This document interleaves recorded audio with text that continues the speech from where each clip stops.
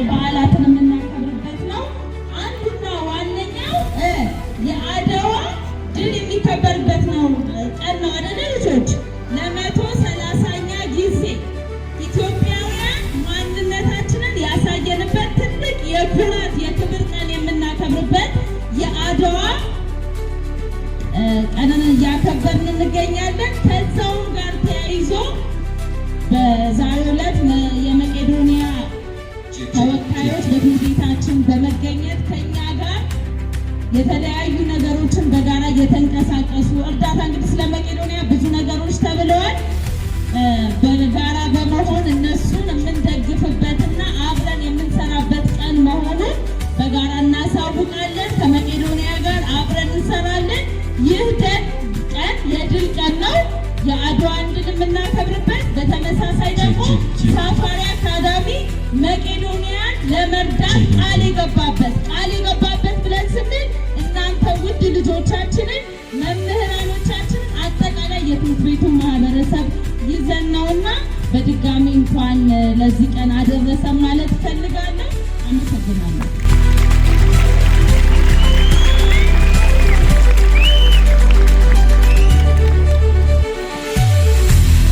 እሺ፣ በቅድሚያ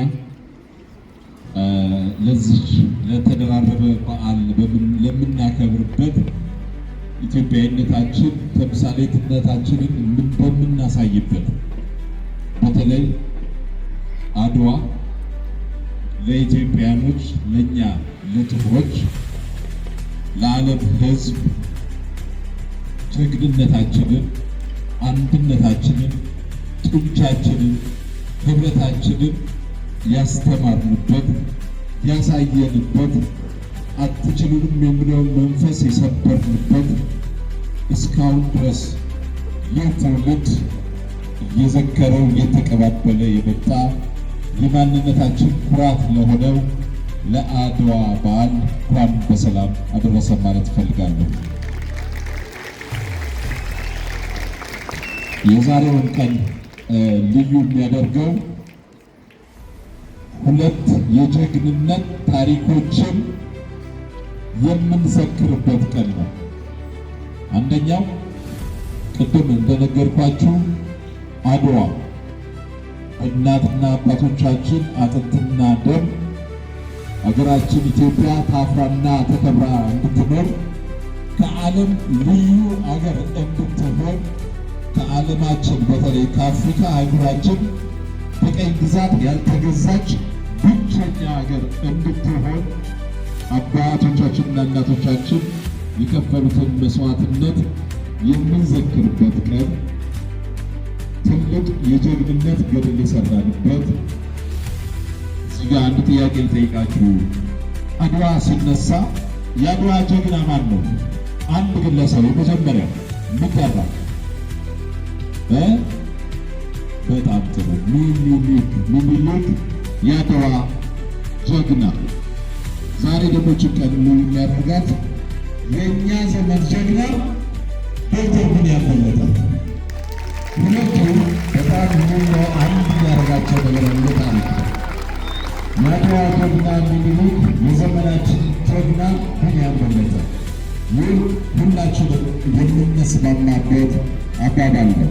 ሚኒሊክ በጦር ሜዳ ሀገራችንን መስዋዕት ከፍሎ ሀገራችን ታፍራ ተከብራ እንድትኖር ትልቅ ጀብዱ፣ ትልቅ ጀግንነት የፈጸመ ኢትዮጵያዊ ጥቁር መሪያችን ቢንያም በለጠ በዘመናችን የአድዋ የመጀመሪያው ህንፃ ውስጥ አስገብቶ ለመርዳት የመጋቢት 6 ፕሮግራም ታላቅ ፕሮግራም ሆኖ ተዘጋጅቷል።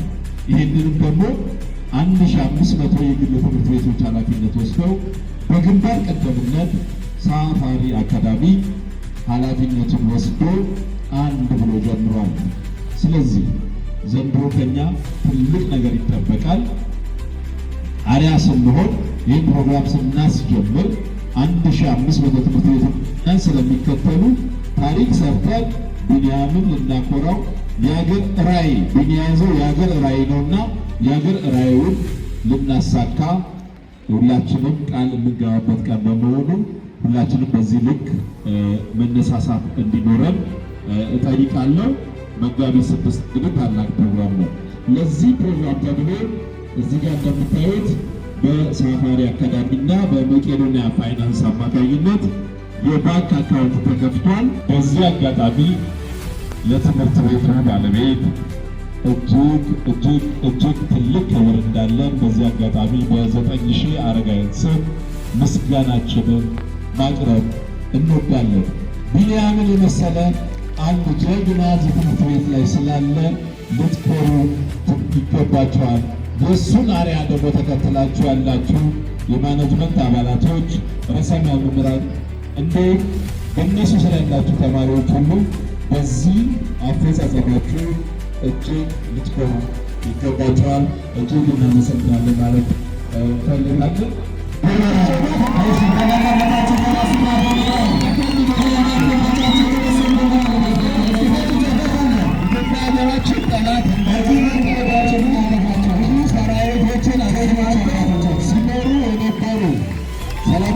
ተማሪዎችን አባቶች ሰላም ብላቸው። ልጆች እንግዲህ ኢትዮጵያ ብዙ ጀግኖች አሏት። እነዚህ ጀግኖች በሺዎች የሚቆጠሩ ወታደሮችን አሰማርተው ከሶማሊያ ጋር ባደረግነው ጦርነት ላይ ሰራዊቱን በማዋጋት እነሱን በመዋጋት የሶማሊያን ሰራዊት ድል በማድረግ ካራማራ ላይ ወደ መጣበት መልሰው ካራማራ ላይ የኢትዮጵያን ባንዲራ ከፍ አድርገው ያውለበለቡ የኢትዮጵያ ትልቅ ጀግኖች ናቸውና በድጋሚ ሞራል ስጡኝ። ለእነዚህ ጀግኖች ሞራል ያንሳል።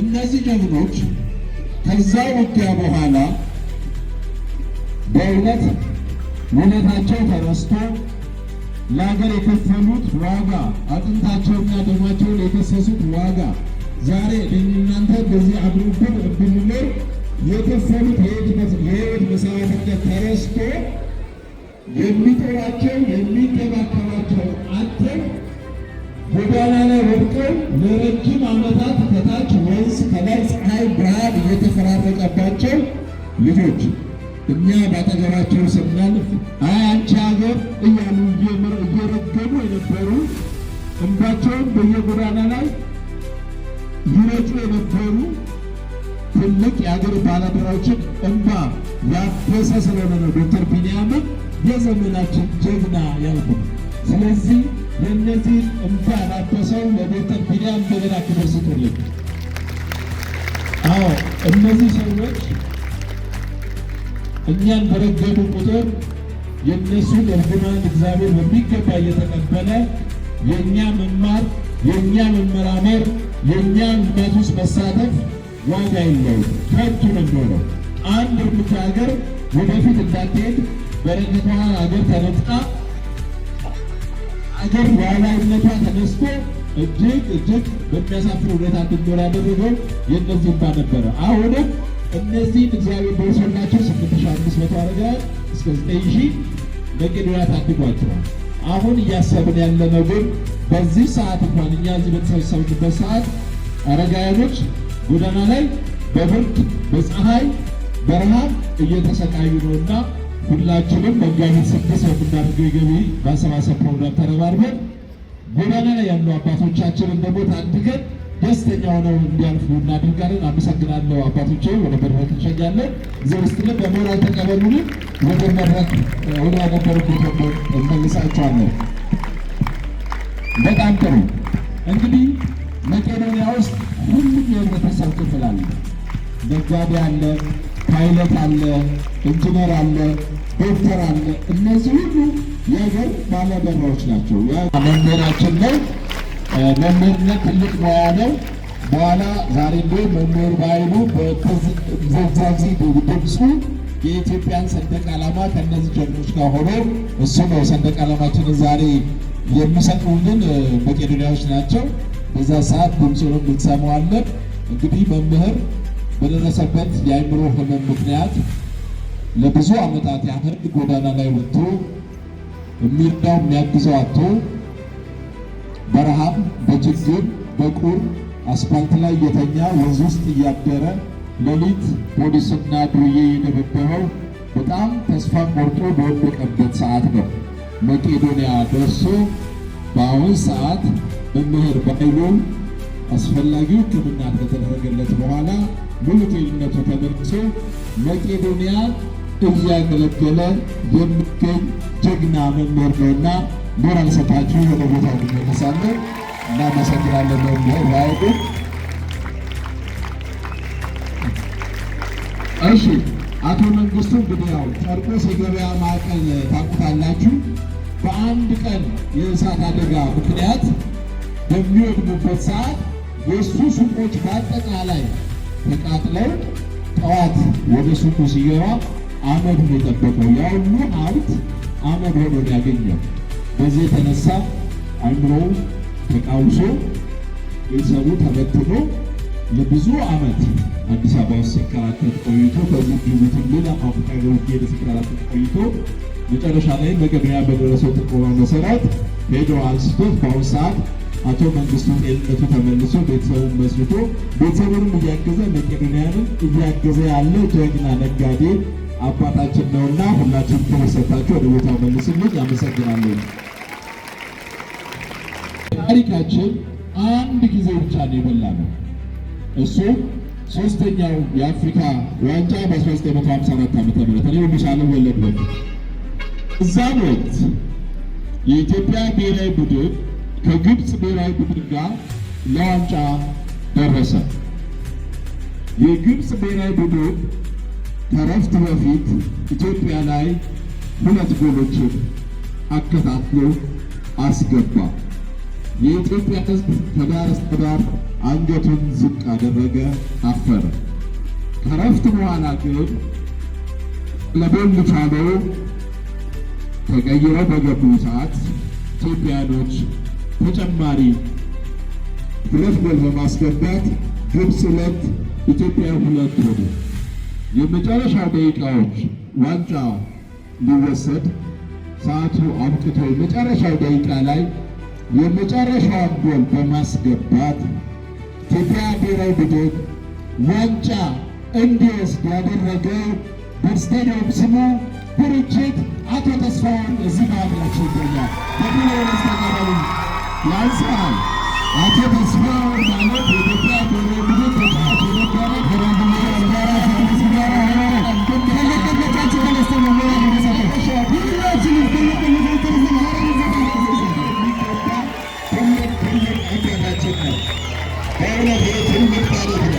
ኢትዮጵያኖች ለአንድ ጊዜ ሊታይላሉ ዋንጫ ልንበላ ኢትዮጵያን ከዳር እስከ ዳር ጀግና የብሔራዊ ቡድን ተጫዋታችን አቶ ተስፋውን በስቴዲየም ስሙ ኩርንችት ይባላል። እናመሰግናለን። ኩርንችትን ብዙ እንዳላቀመ ቁጭ በይና ነግራቸዋለሁ። እናመሰግናለን።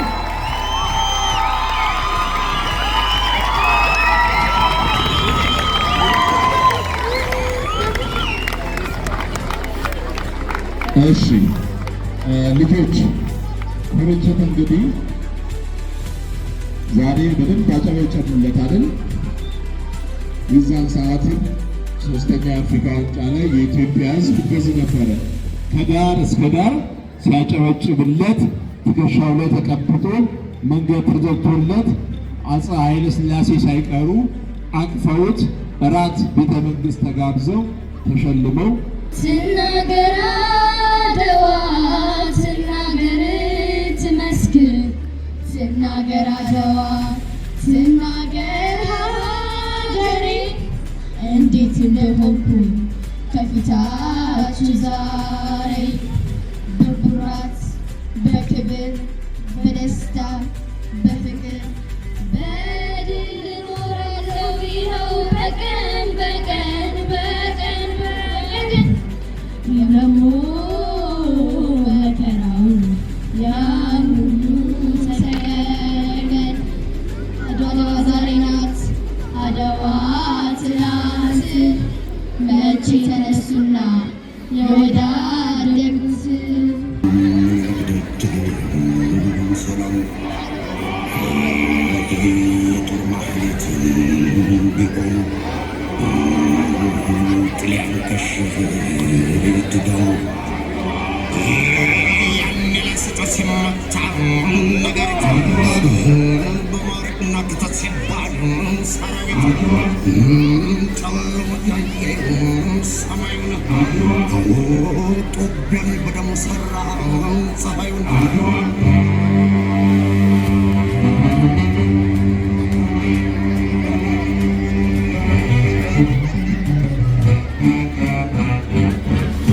አቶ ኢዮብ አየለ በእውነት ታሪክ ሰርተሃል።